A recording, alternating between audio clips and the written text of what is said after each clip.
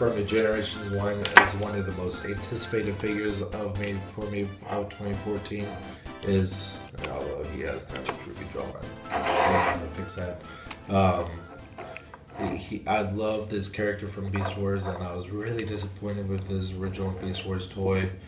And we got this big update this year, got a pretty awesome rider mode, a really cool transformation, and a just badass robot mode. And although the simple things like such as the jaw, I'm not sure exactly what I'm doing wrong here with the jaw not being able to hold up, is kind of annoying, but it's easy to look past some stuff like that when you have such a badass robot such as Rhinox looking around. And just a great amount of detail put into this guy is just stupendous. Rhinox.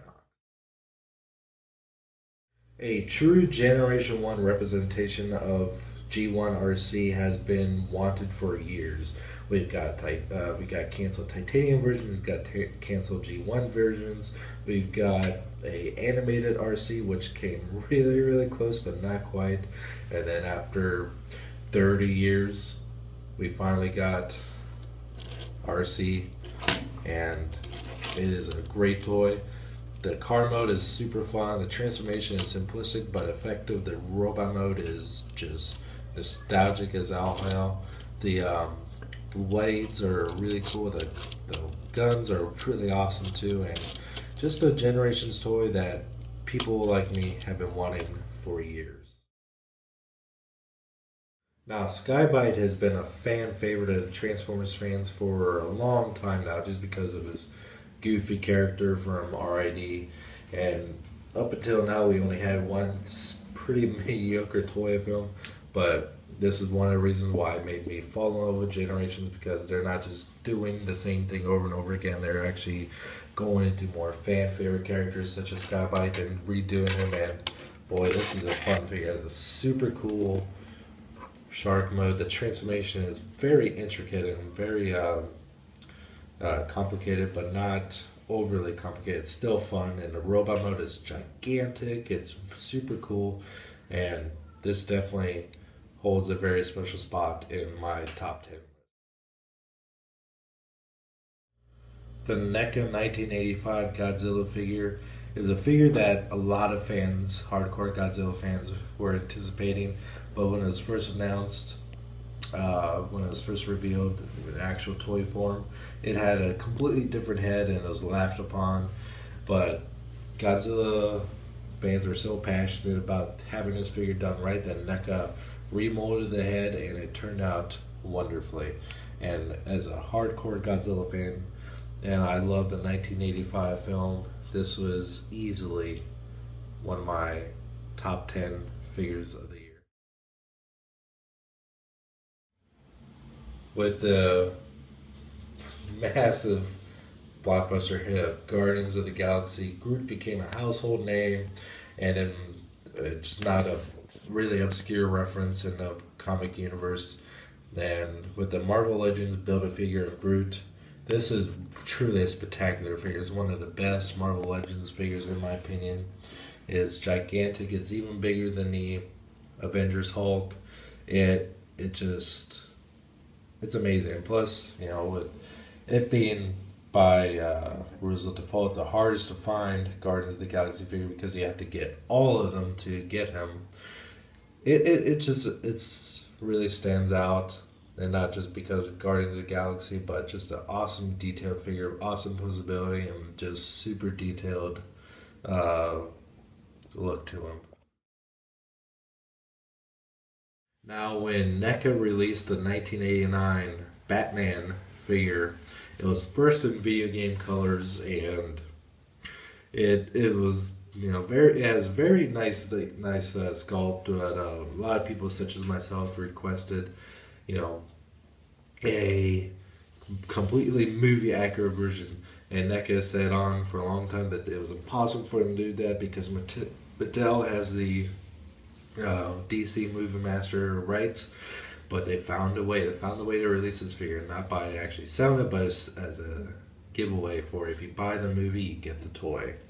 So I technically did sell it. It was a giveaway, and then I love NECA for doing that because, holy crap, this is as the '89 Batman movie is my most nostalgic Batman movie. It made me love Batman as the '60s series was for a lot of people of older Batman generations. This is my Adam West. This is one that I've been wanting for a long time, and yeah, this is definitely holds a great spot on my top 10 figures of 2014. Marvel Legends Black Widow was one of the most sought after figures of 2014. Not only just because it is a Black Widow figure, but it's a Black Widow figure that people have been wanting since the Avengers came out in 2012. When the 6-inch Marvel Legends line was sadly lacking a Black Widow figure, but it has even lesser characters such as Hawkeye in it. It really upset a lot of people just because Hasbro thinks that female characters don't sell. And this proved that they are wrong 100% because these sold fast and they were hard to find, really hard to find. And when this came out for Winter Soldier and also came of Avengers head for her haircut from there, it just drove people crazy and just made people seek this figure out more. And man, this is really a great figure to have, especially if we're trying to complete your Marvel Cinematic Universe collection. Transformers Generations Leader Class Jetfire is one of the most fun, cool, interesting Transformers of the year, and it really regained my faith in the Transformers line. It really showed the potential of what the Generations line has to offer, and it really kind of turned me into just being a classic / Generations purist. We're not really caring too much about the media such as the new show, and it's just a really standout figure. It's a perfect mix of the original G1 figure as far as toy, and a perfect mix as far as the G1 show version, because the jet mode and the robot mode are perfect representations of what they choose to represent. Some have argued that the chrome is kind of godish, but I like it. It looks neat. You do miss a little bit of detail in the chrome, but I still like it, and that's why it's part of my top 10. Number 2 on my list is another Transformer. It is one of my favorite Transformer figures of the year, not only just because it has a very awesome vehicle mode, but I just loved the proportions, the look, the personality of the robot mode, and that is Evasion Optimus Prime. And a lot of people really like this figure just solely because of the truck mode, that it's a movie Optimus Prime turned into a truck mode, but I don't really care too much about the truck mode. As far as vehicle modes go, I prefer the Rusty version, which I also have. This is the Takara regular version, which is my personal favorite just because of the robot mode.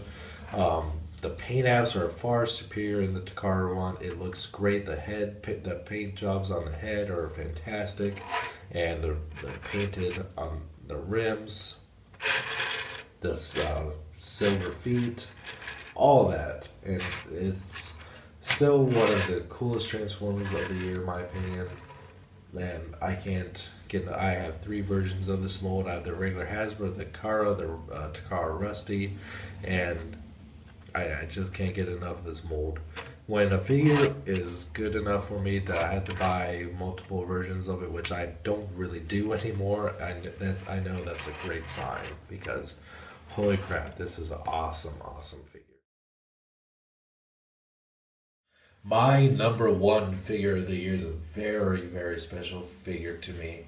You may have already guessed what it is, but it's a figure that holds a special place in my heart and has very strong nostalgic memories for me. Brings me back right to 20 years ago when first getting this toy, and how awesome it was.